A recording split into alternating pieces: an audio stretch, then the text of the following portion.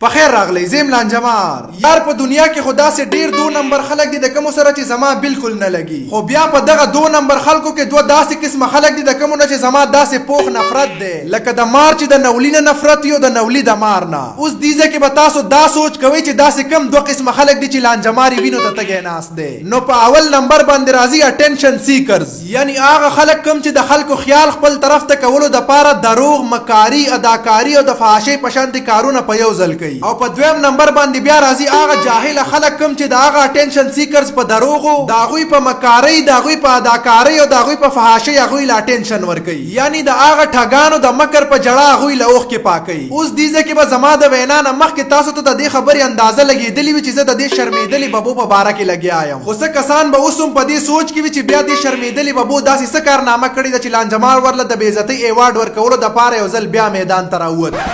څنګه چې تاسو ته پته ده چې مخکې به کله هم روژه رانږدې شوه نو خلک به ډېر خوشحاله وو څوک به روژو ته خوشحاله وو څوک به تراوو ته خوشحاله وو د چا به دا شوق و چې موږ به پېشمني او روژه ماتي کې خوراکونه کوو څوک به عبادتونو ته خوشحاله وو بیا تاسو ته به دا هم پته وي چې پاکستان یو داسې ملک دی په کوم کې چې څه غونډګان د هر څه نه خپل کاروبار جوړوي که د خدای عذاب وي نو هم به پې دوی خپله دنده چلوي او که د خدای رحمت وي نو بیا به پې هم دوی خپله دنده چلوي دغه د دندې روایت برقرار ساتلو مطابق پاکستاني میډیا په روژه کې د رمضان ټرانسمیشن په نوم یو داسې بې حیایي شروع کړه په کومه بې حیایي کې چې هغه ډمې په پېشمني او روژه ماتي کې خلکو ته دین ښیي کومې ډمې چې پوره کال په ټي وي چینلو او ډرامو فلمونو کې د خپل جسم نمایش کوي یعنی صرف او صرف د خپل ټي وي چینلز ریټینګ زیاتولو دپاره دغه خلک د دین فکر پرېږدي او د دین په نوم دغه د نوم مسلمانې ډمې موږ ته په ټي وي چینل کښېنوي او وایي چې د دیو نه دین زده کوئ که په سړو دماغو موږ د 15 منټو دپاره په خپلو ګریوانونو کې سرونه ښکته کړو او ښه په تسلۍ سره په دې رمضان ټرانسمیشن او د دیو په دې بې حیایي باندې خپل دماغ وجنګو نو په دې خبره کې به هیڅ شک پاتې نشي چې په روژه کې د شیطان تړل کېدو نه مخکې شیطان دیو ته خپله ډیوټي حواله کړي چې ای زما ناجایزه اولاده روژه کې خو به زه تړلی کېږم خو زما ډیوټي به تاسو سنبالوئ او ډمو ته به د یوې میاشتې دپاره عارضي طور باندې په سرونو لپټې واچوئ او په ټي وي چینلز به کېنوئ چې خلکو ته د دین په نوم بې حیایي ښیي زه حیران دې خبرې ته یم چې موږ ناجوړه شو نو موږ ډاکټر له ځو چې موږ ته د سبزۍ ضرورت وي نو موږ د سبزۍ دکان ته ځو چې موږ ویښته کټ کوو نو د نایي خوا له ځو او چې نسوار اخلو نو د نسواري خوا له ځو خو چې کله د دین زده کولو وخت راشي نو بیا په ټي وي چینل ډمان کېنو او د ډمانو نه دین زده کوو اخر دا کم طرف ته موږ روان یو ولې دا ملایان کم دي چې د رمضان ټرانسمیشن په نوم ډمانې موږ ته دین ښیي او بیا دا شرمېدلې ببو د روژې شروع کېدو نه یو څو ورځې مخکې د ایکسټرا ټیلنټډ شرمېدلې ببو د خلکو خیال خپل طرف ته کولو دپاره د خپل ټویټر اکاونټ نه دا پوسټ وکړو چې ماته د یو چینل نه د رمضان ټرانسمیشن افر راغلی دی او زه غواړم چې زه هغه افر قبول کړم او په روژه کې تاسو ته صحیح دین وښیم اوس لکه موږ او زموږ دا دین دې وخت پاتې شو چې د دې په شانتې ښځه به موږ ته دین ښیي هغه ښځه به اوس موږ ته دین ښیي کومې ښځې چې د دوبۍ د شیخانو سره وخت تېر کړی دی د افریقې د باډي بلډرانو سره یې وخت تېر کړی دی په ټیک ټاک کې د خپل جسم هره پرزه لټ په لټ د نمایش په طور خلکو ته ښودلې ده خپل پلار یې د دنیا په مخ کې په سوشل میډیا جړولی دی رسوا کړی دی د دې هر سره بعد اوس دا ایکسټرا ټیلنټډ شرمېدلي دا سوچ کوي چې په روژه کې به زه د ځان نه موسمي مسلمانه جوړه کړم او خلکو ته به دین ښیم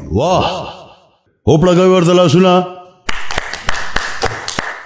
که په رښتیا دی له چېرته د ټي وي چینل نه د رمضان ټرانسمیشن افر راغلی نو لعنت دي شي او په هغه ټي وي چینل دي شي چې دا دومره ملایان او مفتیان یې پرېښودل او د دې په شانتې یو بدکردارې جینۍ له دا افر ورکاوه چې دا خلکو ته دین وښیي او که نه دې د ځان نه صرف د خلکو خیال خپل طرف ته بدلولو دپاره دا شور کړی چې ما ته د رمضان ټرانسمیشن افر وشو نو بیا دې هغه ټول لعنتونه په دې شي کوم چې ما په ټي وي چینلز وویل هغه ځکه چې اوس دا خپل کړي ګناهونه او کړي شرمونه په څه خبره پټول غواړي او دا ډرامه بازي د څه وخته پورې کول غواړي چې خلک وایي چې بس زه خو د سړي لور شوم هغه د پښتو یو متل به تاسو اورېدلی وي چې که د سپي لکۍ 100 کاله هم څوک په بوتل کې کېږدي هغه به بیا هم کږه وي نو د دې مثال هم لکه د سپي د لکۍ دی دې د شورو نه ځان شرمولی و او دا به مخکې هم د قشن شرمیږي د دې نه د سمېدو او د بې حیایي پرېښودو امید ساتل داسې دي لکه د کلي د یو مشهور غل نه چې څوک د غلا نه کولو امید ساتي زما د سوچ مطابق خو که دې کې لږ غوندې هم شرم حیا او معمولي غوندې غیرت وی نو انکر به د دې نه د دې په مخ کې دا تپوس نه کوله چې ته یو دومره بدکاره جینۍ ته به رمضان ټرانسمیشن څنګه کې इतनी बदकिरदार लड़की रमजान ट्रांसमिशन कैसे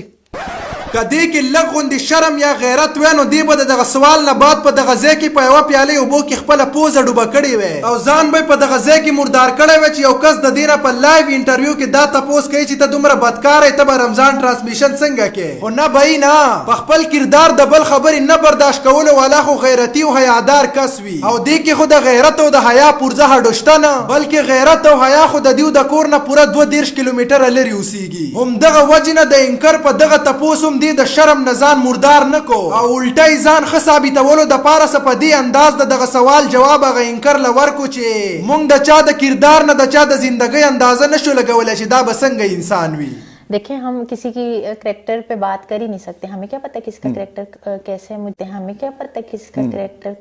कैसे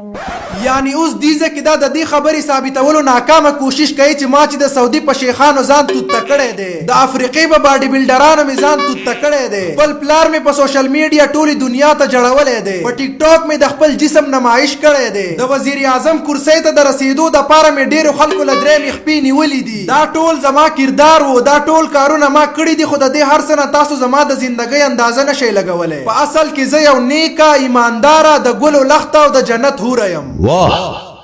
होप लगाओ ورته لاسونه چې ته نیک نو بیا خو به میا خلیفه هم نیک او ایمانداره جینۍ سنی لیون خو به بیا بیخي پردهدار او حیاداره وي او دا جونی سینز دا خو به جو بیا مولای نو چې ته ځان ته نیک او حیاداره وي که مونږ لږ وخت دپاره ستا دا نور شرمونه سایډ ته هم کو نو صرف د ټیک ټاک دا شرمونه دي د سنی لیون نه هم زیاته بدکرداره ثابتولو دپاره کافي دي او چې بیا دې دا نور شرمونه هم ورسره کو نو بیا خو سنی لیون او میا خلیفه ستا د نوسو په ځای دي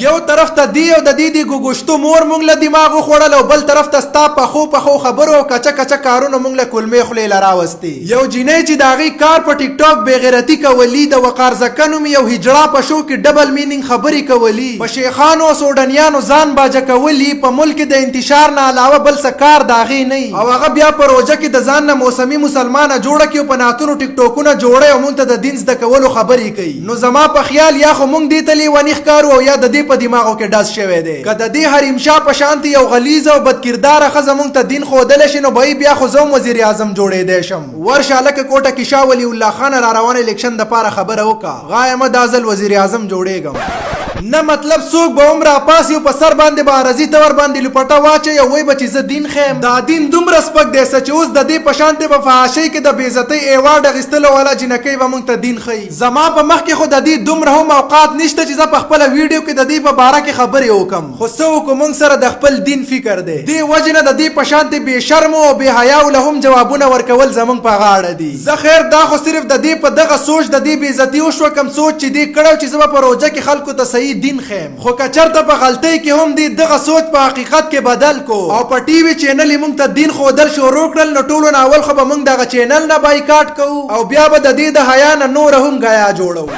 نو